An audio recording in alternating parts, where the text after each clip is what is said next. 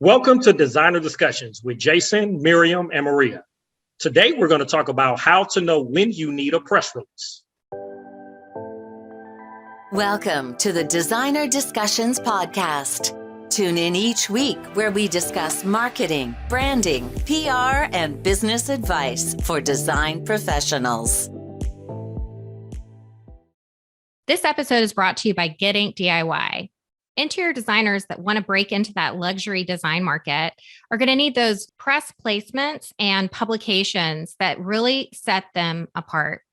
Get Ink DIY is a do-it-yourself PR course for interior designers with a monthly membership that holds you accountable and helps you to get all that amazing press that you want. Check out Get Ink DIY and get an opportunity to work with our PR best friend, Mirjam Lapooner. Thank you, Jason. And actually, I could answer that question, the very, very short answer, and I could say probably never if you're an interior designer, but that'd be too simplistic. So let's dive into it a little bit deeper. So we're talking about press releases, and some people call them press releases. Some people call them news releases, media releases, media announcements. Media alerts is a kind of press release too. So there's different names for it out there, I think, which can be a little bit confusing. And from my experience in talking with interior designers, I know that a lot of them have the wrong idea of what a press release is. So let's see what it really is. So I dug up a definition which says a press release is an official statement delivered to members of the news media for the purpose of providing information, an official statement, or making an announcement. And that's not super helpful, right? But that's really what it is. So the main idea that I want to convey is that if you just write an email to a journalist, that's not a press release, okay? A press release really is an official document that has a specific format that follows a certain structure that we'll talk about a little bit, and that you send out to more than one media news outlet typically. If you just were going to go to one or two or three media outlets or journalists, you definitely don't need a press release. And normally, if you have just, if you want to make a pitch, that's different from a press release, okay? A press release is only for formal announcement. For instance, when you'd use it, and this is why typically bigger companies use it and smaller companies use them less, and entrepreneurs and small businesses use them very, very little. But some of the reasons why you would want to issue a press release, and trust me, I've written hundreds of press releases in my life. I still write a lot of them, actually. So I'm very familiar with this topic. But when you launch your company, it's a good idea to issue a press release because that's a big event, right? When you launch a new product or service, when you hire an executive for your firm, when you win an award, when you have a new big client partnership to announce, when you have significant company growth or other economic news, that's a good idea. When you're exhibiting or speaking at an event is also one of the times when I frequently issue press release for my clients. When you have a new office location, or when you start partnering with a charitable organization or do something really fun on an official scale. So those are the different, there's some other ones, and I always treat it as a case by case basis. But not everything deserves a press release. And my favorite example for this is when I worked for Kohler Company. We wrote a lot of press releases because the company obviously launches a boatload of new products every year and has other news to announce too. But we'd work a lot with the product marketing teams. And they all somehow getting a press release for your product is like a badge of honor, and especially if you can get yourself quoted in there. So they would push us to write press releases about their products. And one time, somebody from the kitchens team came to me and they wanted a press release on a new duo strainer. Right? The duo strainer is the thing that plugs the hole in the sink. And I said to him, well, the question you have to ask yourself when you issue a press release is, who cares? If the answer to that question is only you care, then it's not worth issuing a press release, and you can use this question pretty much in all cases, right? If you're the only one who cares, then don't issue a press release. The media are not going to want to know about it, right? You should see my two co-hosts are the cracking up. Was that funny? Okay. It's a true story. It's a true story. So like I had said, really mostly larger companies issue the press releases. And the structure that you want to employ when you write a press release, it's very simple. It's a journalistic approach. It's basically the who, what, when, where, why approach. And press releases are super factual, okay? It's not a sales announcement. It's not marketing speak. Another one of my pet peeves when I'm writing press releases for larger companies is they will send me their advertising copy and they will say, okay, here's, you can use this. I'm like, no, I can't, because the journalist is going to just delete my email when he sees he or she see the salesy language in the press release. I'm like, we're not trying to sell, right? We're trying to inform. We're sharing information. We're educating our audience about why whatever we have to tell them is important. And hopefully then they will understand why it's important for their audience too. And they will cover it. It's like when you issue a press release, there's very few media outlets out there. Some on the trade side will pick up your press release as it is, which is why it's so important that you write it in a way that the media can easily use it without having to edit out all your uniques and best in the world and all those, claims that you can never substantiate anyway. So that's why you want to write it as if you were the journalist, right? If you were the journalist and you'd write it for your media outlet, they can just take it and plug it in and it's fine, right? Because it's not like the company is touting themselves and their achievement a little bit, you just have to be subtle about it. So there's a backgrounder at the end that's like basically a little, we call it boilerplate too. It's like a little paragraph about who you are as a company. And this sounds fairly simple, but I would advise you, if you want to issue a press release, don't write it yourself, but hire a professional, hire a PR person. I am a big proponent of especially in the interior design world, you doing your own PR. You're perfectly capable, but writing a press release is a special skill that you can't just pick up in an afternoon. I actually, just to put it in perspective, I had an old colleague of mine who's a copywriter. So he writes advertising copy, and he was applying for a new job that also involved writing press releases. And he had to, for the application process, he had to write a press release as a test, right? And he came to me for advice. So this is a guy who has like 30 years of copywriting experience, but he knows that he's not a PR person. It's a different style of writing, right? You need to have a specialist who helps you with that so you can get the maximum results out of it. So hire a professional if you need a press release. And that being said, so when should you, like, is there ever an opportunity or a reason for an interior design business to issue a press release? And I would say yes.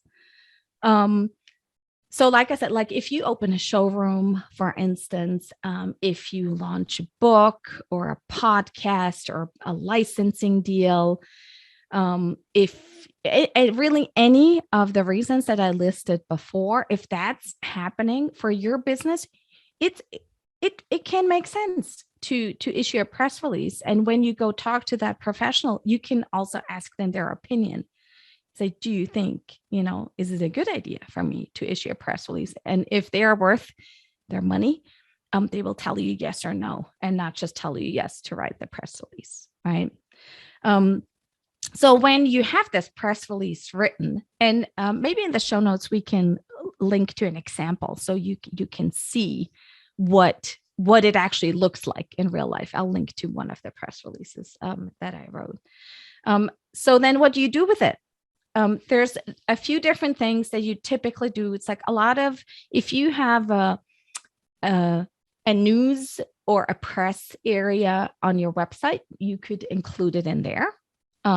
Preferably you'd include press coverage that you generate from the press release, but you can also just include the press release itself. Like larger companies, oftentimes they will have press rooms and it's just press releases, right? It has press releases and images and information about the company, but typically you won't need that.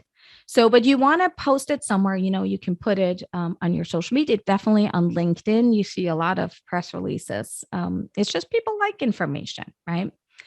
Then you can, if you have a media list, if you're a little, further along in your PR journey, you may have a media list of, a dozen, several dozen, however many people are on there, but you can send the press release out to your media list in sort of a mass mailing. It's not the preferred way. The preferred way would be that you send individual emails to your media contacts and you attach the press release as information, right? So in your email, you customize and you tell them why this news is important for them specifically, and then you have all the information in the press release. There is also the possibility to put it on a news wire, which is a great idea because it helps with SEO. So you pay a little bit of money. You work with a news wire that distributes your press release to a wider audience. And what's nice is you have guaranteed pickup, right? So you can get your press release on Yahoo, on MarketWatch, on a bunch of different websites out there, and it always gets picked up, But it's not the most valuable coverage, but it gives you some breadth, right? And it will help with the backlinks to your website. So I used to sort of veer away a little bit from posting it on wires because it's like cheating a little bit for a PR person, but it's legitimate because times have changed and SEO is very important. And it's a good idea for you to have your information out there on the web in as many reputable places as possible. And newswire distribution is a good idea to do that. So the bottom line is, like I said, I think most of you will never have to issue a press release.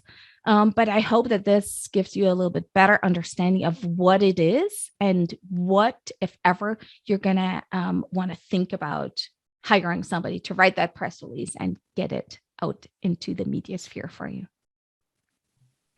Mirjam, I have a question about press releases. As an interior designer, would it be that you have a project that's coming up that it'll benefit other people, like a large group of people? Then it would be a good opportunity to talk about it in a press release. Like if you're working on a new restaurant or a new doctor's office or something like that, where it was going to be servicing a community, is that more of an ideal time to talk about having a press release about something like that? In a case like that, I'd probably not issue a press release. If you did, I would do it when the project is completed. Like if you're a really big company and you land a new client, sometimes you will issue a press release. But for an interior design project, I would use it. I would use the news on other of your own channels. I mean, I would put it on social media, you could even have a mention on your website. The media, I don't think are going to care at that point.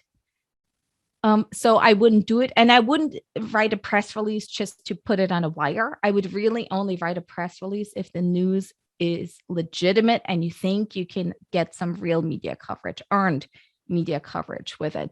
But once the project is finished, if you're collaborating on a project that a lot of people are involved in, you always want to coordinate with these other key stakeholders in the project. That's another thing.